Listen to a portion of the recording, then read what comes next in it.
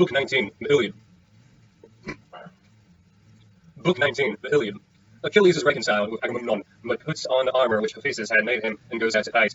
Now when dawn in robe of saffron was hasting from the streams of Oceanus to bring the light to mortals and immortals, Thetis reached the ships with the armor that the god had given her. She found her son fallen about the body of Patroclus, and weeping bitterly. Many also of his followers were weeping round him. But when the goddess came among them, she clasped his hand in her own, saying, "My son, grieve as we may, we must let this man lie, for it is by heaven's will that he has fallen. Now therefore accept from Hephaestus this rich and goodly armor, which no man has ever yet borne upon his shoulders." As she spoke, she set the armor before Achilles, and it rang out bravely as she did so. The Myrmidons were struck with awe, and none dared look full at it, for they were afraid. But Achilles was roused to still greater fury, and his eyes gleamed with a fierce light, for he was glad when he handled the splendid present which the god had made him. Then, as soon as he had satisfied himself with looking at it, he said to his mother, "Mother, the god has given me armor meet handiwork for an immortal, and such as no man living could have fashioned. I will now arm, but I much fear that flies will settle upon the son of Meneuctis, and breed worms about his wounds, so that his body, now he is dead, will be disfigured, and the flesh will rot." Silver-footed Thetis answered, "My son, be not disquieted about this matter. I will find means to protect him from the swarms of noisome flies that prey on the bodies of men who have been killed in battle. He may lie for a whole year, and his flesh shall still be as sound as ever, or even sounder.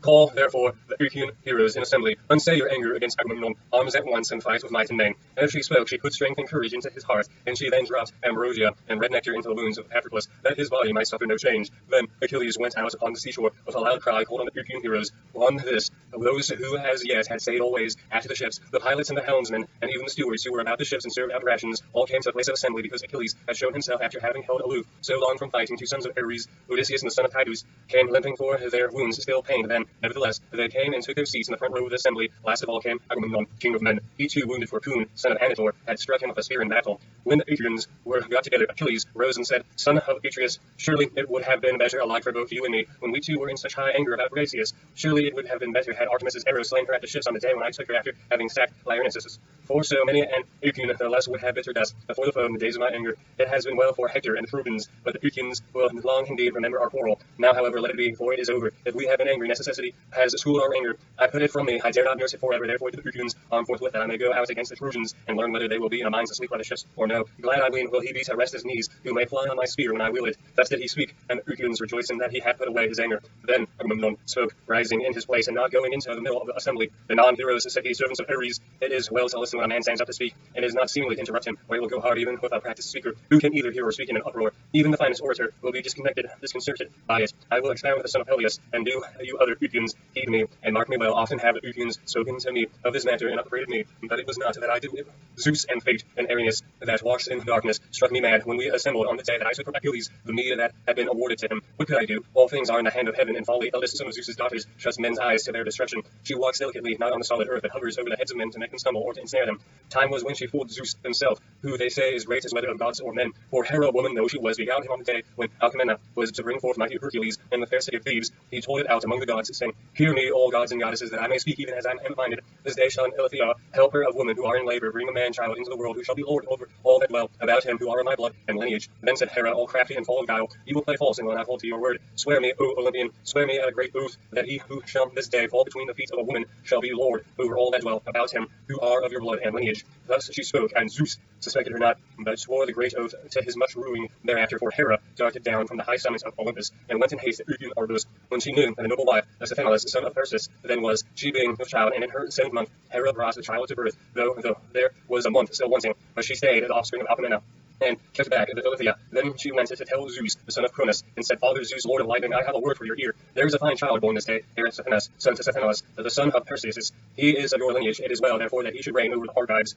On this Zeus was stung to the very quick, and in his rage he caught Folly by the hair, and swore a great oath that never should she again invade starry heaven and Olympus, for she was the bane of all. Then he whirled her around with a twist of her hand, and flung her down from heaven, so that she fell onto the fields of mortal men, and he was ever angry with her when she saw the sun groaning under the cruel labors of Eurystheus laid upon him. Even so did I grieve when mighty Hector was killing the Argives at their ships, and all the time I kept thinking of Folly, who had so banged me. I was blind, and Zeus robbed me of my reason. I will now make atonements, and I will have much treasure by way of amends. Go therefore into battle, you and your people with you. I will give you all that Odysseus offered you yesterday in your tents, for it is so please you. Wait though you would fain fight at once, and my squires shall bring the gifts from my ship, that you may see whether what I give you is enough. And Achilles answered, "Son of Atreus, king of men, Agamemnon, you can give such gifts as you think proper, or you can withhold them. It is in your own hands. Let us now set battle in array. It is not well to tarry talking about trifles, for there is a deed which is as yet to do. do, Achilles shall again be seen fighting among the foremost, and laying low the ranks of the Trojans. Bear this in mind, each of you, one of you, when he is fighting. And then Odysseus said, Achilles, godlike and brave, send off the Prussians thus against Ilium to fight the Trojans, fasting, for the battle will be no brief one. When it once begun, and heaven has filled both sides of fury, bid them first take food, both bread and wine by the ships, for it is this their strength and stay. No man can do battle to live long days at the going down of the sun if he is without food. However much he may want to fight, his strength will fail him before he knows it. Hunger and thirst will find him out, and his limbs will grow weary under him. But a man can fight all day if he is all fed with meat and wine. His heart beats high, and his strength will stay till he has routed all his foes. Therefore, send the people away and bid them prepare their meal. King Agamemnon will bring out the gifts in its presence of the assembly, that all may see them, and you may be satisfied. Moreover, let him swear on an oath before the Argives that he has never gone up to the couch of Rasius,